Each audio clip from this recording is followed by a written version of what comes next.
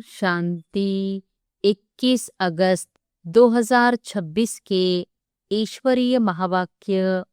पहले एक नज़र मुरली के मुख्य पॉइंट पर।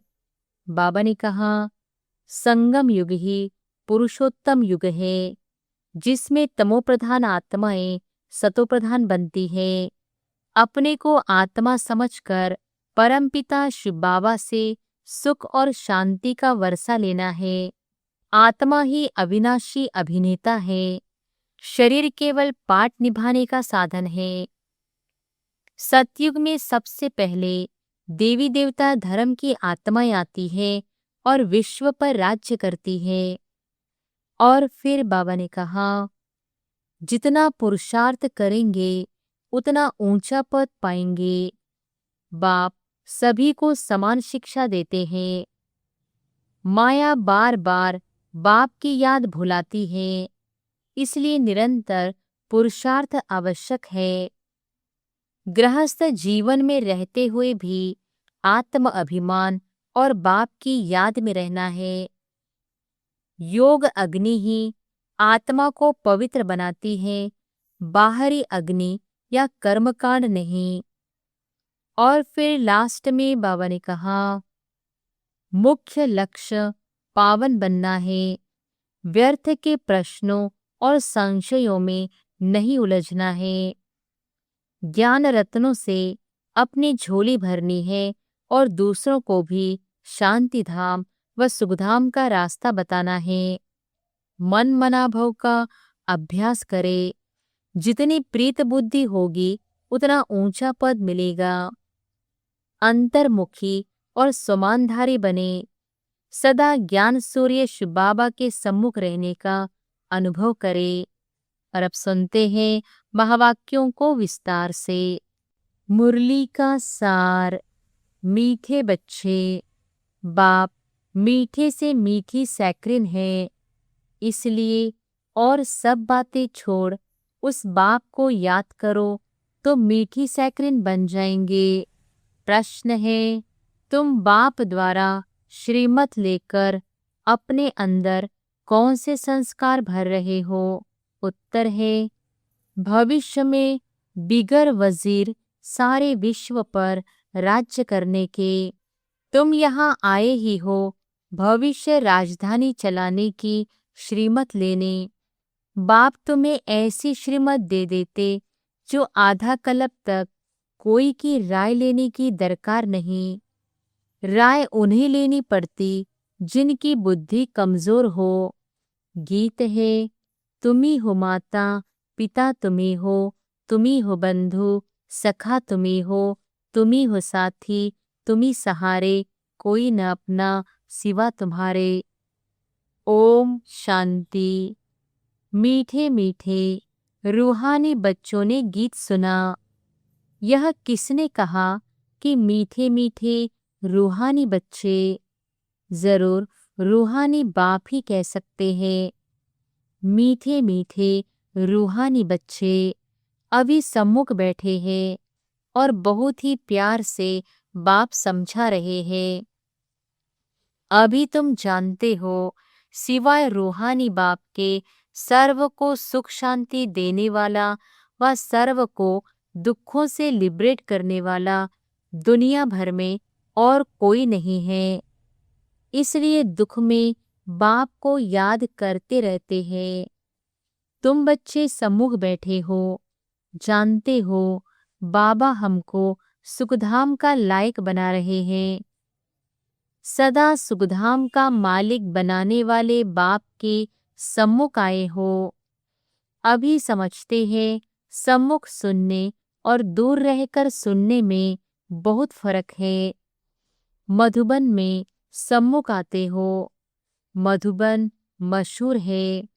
मधुबन वृंदावन में उन्होंने श्री कृष्ण का चित्र दिखाया है, परंतु श्री कृष्ण तो है नहीं। यहाँ तो निराकार बाप तुम बच्चों से मिलते हैं। तुम्हें स्वयं को घड़ी घड़ी आत्मा निश्चय करना है। मैं आत्मा बाप से वर्षा ले रही हूँ। सारे कल्प में यह एक ही समय आता है। यह कल्प का सुहावना संगम युग है। इनका नाम रखा है पुरुषोत्तम। यही संगम युग है जिसमें सब मनुष्य मात्र उत्तम बनते हैं। अभी तो सभी मनुष्य मात्र की आत्मा तमोप्रधान है, जो फिर सतोप्रधान बनती है। सतोप्रधान है तो मनुष्य उत्तम होते हैं। तमोप्रधान होने से मनुष्य भी कनिष्ठ बनते हैं। तो आत्माओं को बाप बैठ सम्मुख समझाते हैं। सारा पाठ आत्मा ही बजाती है, न कि शरीर। आत्मा और शरीर जब दोनों का मेल होता है तो पाठ बजता है। तुम्हारी बुद्धि में आ गया है कि हम आत्मा असल में निराकारी दुनिया व शांतिधाम में रहने वाली है। यह किसको भी पता नहीं है, न खुद समझते न समझा सकते हैं। तुम्हारी बुद्धि का ताला अब खुला है। तुम समझते हो बरोबर आत्माएं परमधाम में रहती है। वह है इनकारपोरियल वर्ल्ड, यह है कारपोरियल वर्ल्ड। यहाँ हम सब आत्माएं एक्ट्रेस पाठधारी है। पहले पहले हम पाठ बजाने आते हैं, फिर नंबरवार आते जाते हैं। सभी एक्ट्रेस इकट्ठे नहीं आ जाते, भिन्न भिन्न प्रकार के एक्ट्रेस आते जाते हैं। सब इकट्ठे तब होते हैं जब नाटक पूरा होता है।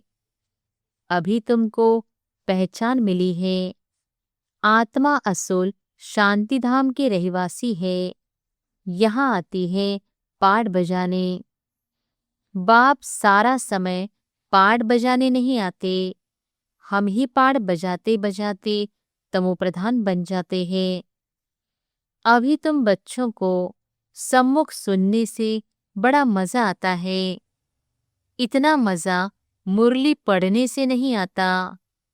यहाँ सम्मुख होना तो पहले सतयुगी आदि सनातन देवी देवता धर्म वाले ही आते हैं। तुम जानते हो कि भारत गॉड गॉडेज का स्थान था, अभी नहीं है। चित्र देखते हो तो थे जरूर। पहले पहले हम देवी देवता थे। अपने पाठ को तो याद करेंगे कि भूल जाएंगे। बाप कहते हैं तुमने यह पाठ बजाया है, यह ड्रामा है। नई दुनिया सो फिर पुरानी होती है। पहले पहले ऊपर से जो आत्माएं आती है वह गोल्डन एज में आती है। यह सब बातें अभी तुम्हारी बुद्धि में है। सतयुग आदि में तुम ही आए थे पाठ बजाने। तुम विश्व के मालिक महाराजा महारानी थे। तुम्हारी राजधानी थी। अभी तो राजधानी है नहीं। अब तुम सीख रहे हो हम राजाई कैसे चलाएंगे। वहाँ वजीर होते नहीं, राय देने वाले की दरकार नहीं। वह तो श्रीमत द्वारा श्रेष्ठ ते श्रेष्ठ बन जाते हैं, फिर उनको दूसरे कोई से राय लेने की दरकार नहीं रहती। अगर कोई से राय ले तो समझा जाएगा इनकी बुद्धि कमजोर है। अभी जो श्रीमत मिलती है वह सतयुग में भी कायम रहती है। अब तुम्हारी आत्मा फ्रेश हो रही है। अभी तुम बच्चों को देही अभिमानी बनना है। शांतिधाम से आकर यहाँ तुम टॉकी बने हो। टॉकी होने बिगर कर्म हो न सके। यह बड़ी समझने की बातें हैं। जैसे बाप में सारा ज्ञान है, वैसे तुम्हारी आत्मा में भी अब ज्ञान है। आत्मा कहती है हम एक शरीर छोड़ संस्कार अनुसार फिर दूसरा लेता हूँ। पुनर्जन्म भी जरूर होता है। आत्मा को जो भी पाठ मिला है वह बजाती रहती है और संस्कारों अनुसार दूसरा जन्म लेती रहती है। आत्मा की दिन प्रतिदिन प्योरिटी की डिग्री कम होती जाती है। पतित अक्षर द्वापर के बाद काम में लाते हैं, फिर भी थोड़ा सा फर्क जरूर पड़ जाता है। तुम नया मकान बनाओ, 1 मास के बाद कुछ फर्क जरूर पड़ेगा। अभी तुम समझते हो बाबा हमको वर्षा देते हैं। बाप कहते हैं हम आए हैं तुम बच्चों को वर्षा देने। जितना जो पुरुषार्थ करेंगे उतना पद पाएंगे। बाप के पास कोई फर्क नहीं है। बाप जानते हैं हम आत्माओं को पढ़ाते हैं। आत्मा हर एक अपने लिए पुरुषार्थ करती है। मेल फीमेल की दृष्टि यहाँ नहीं रहती। तुम सब बच्चे बेहद बाप से वर्षा ले रहे हो। सभी आत्माएं ब्रदर्स हैं जिनको बाप पढ़ाते हैं, वर्षा देते हैं। बाप ही रूहानी बच्चों से बात करते हैं कि हे लाडले मीठे सिकिलधे बच्चों, तुम बहुत समय पाठ बजाते बजाते अब फिर आकर मिले हो अपना वर्षा लेने। यह भी ड्रामा में नोंद है। शुरू से लेकर पाठ नोंदा हुआ है। तुम एक्ट्रेस पाठ बजाते एक्ट करते रहते हो। आत्मा अविनाशी है, इसमें अविनाशी पाठ भरा हुआ है। शरीर तो बदलता रहता है, बाकी आत्मा सिर्फ प्योर से इम्प्योर बनती है। सतयुग में है पावन, इसको कहा जाता है पति दुनिया। अभी सुखधाम स्थापन होता है, बाकी सब आत्माएं मुक्तिधाम में रहेंगी। अभी यह बेहद का नाटक आकर पूरा हुआ है। सभी आत्माएं मच्छरों मिसल जाएंगी। इस समय कोई भी आत्मा आए तो पतित दुनिया में उनकी क्या वैल्यू होगी? वास्तव में वैल्यू उनकी है जो पहले पहले नई दुनिया में आते हैं। नई दुनिया थी, वह फिर पुरानी बनी है। नई दुनिया में देवताएं थे, वहाँ दुख का नाम नहीं था। यहाँ तो अथाह दुख है। बाप आकर दुख की पुरानी दुनिया से लिबरेट करते हैं। यह पुरानी दुनिया बदलनी जरूर है। जैसे दिन के बाद रात, रात के बाद दिन होता है।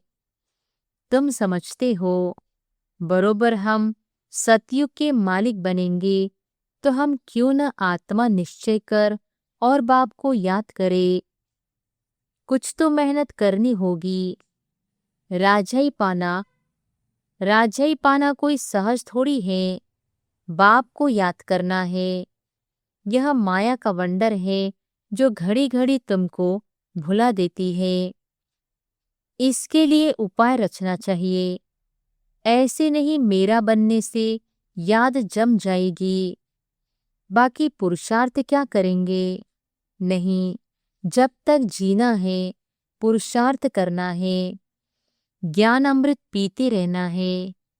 यह भी समझते हो हमारा यह अंतिम जन्म है। इस शरीर का भान छोड़ देही अभिमानी बनना है। गृहस्थ व्यवहार में भी रहना है, पुरुषार्थ जरूर करना है। सिर्फ अपने को आत्मा निश्चय कर बाप को याद करो। त्वमेव माताश्च पिता। यह सब है भक्ति मार्ग की महिमा। तुमको सिर्फ एक अलफ को याद करना है। एक ही मैं सैक्रिन हूँ, तुम भी, और सब बातें छोड़ बहुत मीठी सैक्रिन हो जाओ। अभी तुम्हारी आत्मा तमोप्रधान बनी है। उनको सतोप्रधान बनाने लिए याद की यात्रा में रहो। सबको यही बताओ, बाप से सुख का वर्षा लो। सुख होता ही है सतयुग में। सुखधाम स्थापन करने वाला बाप है। बाप को याद करना है बहुत सहज, परंतु माया का अपोजिशन बहुत है। इसलिए कोशिश कर मुझे याद करो तो खाद निकल जाएगी। सेक्कड़ में जीवन मुक्ति गाया जाता है। इस ड्रामा में हर एक को अपना पार्ट रिपीट करना है। इस ड्रामा के अंदर सबसे जास्ती हमारा पार्ट है। सुख भी सबसे जास्ती हमको मिलेगा। बाप कहते हैं तुम्हारा देवी देवता धर्म बहुत सुख देने वाला है और बाकी सब शांति धाम में चले जाएंगे। हिसाब किताब चुकतो कर, जास्ती विस्तार में हम क्यों जाए। बाप आते ही हैं सबको वापस ले जाने। मच्छरों सदृश सबको ले जाते हैं। शरीर खत्म हो जाएंगे, बाकी आत्मा जो अविनाशी है वह हिसाब किताब चुकतो कर चली जाएंगी। ऐसे नहीं कि आत्मा आग में पड़ने से पवित्र होगी। आत्मा को याद रूपी योग से ही पवित्र होना है। योग की अग्नि है यहाँ। उन्होंने फिर नाटक बैंड बनाए हैं। सीता आग से पार हुई। आग से कोई एक को थोड़ी ही पार होना है। बाप समझाते हैं तुम सब सीताएं इस समय पतित हो, रावण के राज्य में हो। अब एक बाप की याद से तुमको पावन बनना है। राम एक ही है। अग्नि अक्षर सुनने से समझते हैं आग से पार हुई। कहाँ योग अग्नि और कहाँ वहाँ। आत्मा परमात्मा से योग रखने से पतित से पावन होगी। रात दिन का फर्क है। आत्माएं सब सीताएं हैं। रावण की जेल में शोक वाटिका में है। यहाँ का सुख तो कागविष्टा मिसल है। स्वर्ग के सुख तो अथाह है। तो बच्चों को ज्ञान रत्नों से झोली भरनी चाहिए। कोई भी प्रकार का संशय नहीं आना चाहिए। देह अभिमान आने से फिर अनेक प्रकार के प्रश्न आदि उठते हैं। फिर बाप जो धंधा देते हैं वह करते नहीं हैं। मूल बात है हमको पतित से पावन बनना है। दूसरे कोई भी संकल्प उठाने की दरकार नहीं है। यह है पतित दुनिया, वह है पावन दुनिया। मुख्य बात है ही पावन बनने की। पावन कौन बनाएंगे ये कुछ भी पता नहीं। बोलो तुम पतित हो तो बिगड़ पड़ेंगे। अपने को विकारी कोई भी समझते नहीं। कहते हैं गृहस्थी तो सब थे। राम, सीता, लक्ष्मी नारायण को भी तो बच्चे थे ना। वहाँ भी तो बच्चे पैदा होते हैं। यह भूल गए हैं कि उसको वॉइसलेस वर्ल्ड कहा जाता है। वह है शिवालय। बाप तुम बच्चों को कितनी युक्तियां बताते रहते हैं। यह तो बाप टीचर गुरु है जो सबको सद्गति देते हैं। वह तो एक गुरु मर गया तो फिर बच्चे को गद्दी देंगे। अब वो कैसे सद्गति में ले जाएंगे। सर्व का सद्गति दाता है ही एक। रावण राज्य में है दुर्गति, राम राज्य में है सद्गति। बाप सबको पावन बनाकर ले जाते हैं। फिर कोई फट से पतित नहीं बनते, नंबरवार उतरते हैं। सतो प्रधान से सतो रजो तमो तुम्हारी बुद्धि में 84 का चक्र बैठा है। तुम जैसे अब लाइट हाउस हो। ज्ञान से इस चक्र को जान गए हो कि यह कैसे फिरता है। अभी तुम बच्चों को और सबको रास्ता बताना है। तुम सब सेना हो, तुम पायलट हो, रास्ता बताने वाले। सबको बोलो अब शांति धाम सुखधाम को याद करो। कलयुग दुखधाम को भूल जाओ। हम आपको बहुत अच्छा रास्ता बताते हैं। पतित पावन एक ही निराकार बाप है। उनको याद करने से तुम पावन बन जाएंगे। तुम्हारी आत्मा पर जो कट चढ़ी हुई है वह उतर जाएगी। भगवानु वॉच मन मना भव। शिव भगवानुवाच विनाश काले विपरीत बुद्धि विनशंति और विनाश काले परमपिता परमात्मा के साथ प्रीत बुद्धि विजयंती। तुम्हारी जितनी प्रीत बुद्धि होगी उतना ऊंच पद पाएंगे। देह अभिमान में आने से इतना ऊंच पद नहीं पा सकेंगे। अच्छा, मीठे मीठे सिकिलधे बच्चों प्रति मात पिता बाप दादा का याद प्यार और गुड मॉर्निंग। रूहानी बाप की रूहानी बच्चों को नमस्ते। धारणा के लिए मुख्य सार। पहली पॉइंट, ज्ञान रत्नों से अपनी झोली भरनी है। किसी भी प्रकार का संशय नहीं उठाना है। जितना हो सके बाप को याद करने का पुरुषार्थ कर पावन बनना है।